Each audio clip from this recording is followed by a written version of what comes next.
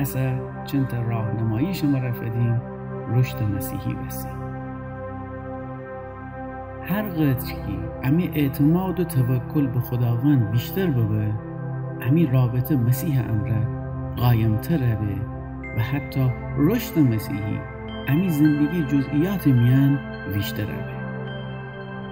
اصلا چی بکنه که شیمی خیال جمع ببه که خدا دستورانه اجرا بدن داریدی. همه تنه شما را خدا کلام جا گفتن داره. همه تا روزن دعا امره خداوند مرا گپ بزنید. همیشه خدا کلام خندن امره شیمی شناخت جا خداوند بیشتر کنید. هر کاری که خیلی شروع بکنید خداوند توکل بکنید و اون جا اطاعت بکنید. شیمی نفس این کار بکنید و روح القدس پاکی و قدرت درون زندگی بکنید.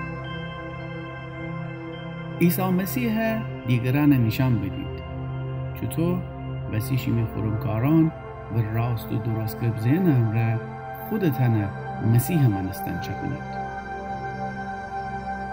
شیمی خاخوران و برارد مسیحی محبت بکنید اوشن امره هم کلام ببید و مشارکت بدارید.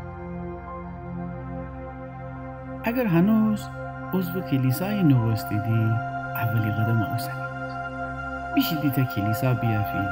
اگر جای زندگی کنیدی که کلیسا به صورت ساختمانی یا کلیسای خانگی شیمی نزدیکی نه بویا بشید.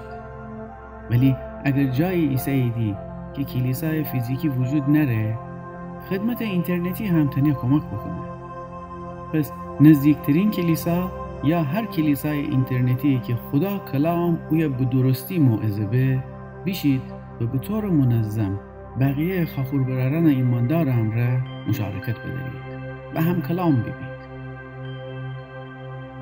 ایماندارانی که مسیح خوشن منجی دنیدی و تغلا کنیدی اون اراده مقدس بجا باورید و عیسی محبت مرا همدیگر خدمت کنیدی. شیمی حواس بمانه هر تعلیمی که کلیسا درون یاد گیریدی و خدا کلام هم را مقایسه بکنید تا بدانید تعلیم درستی ایسه یا نه.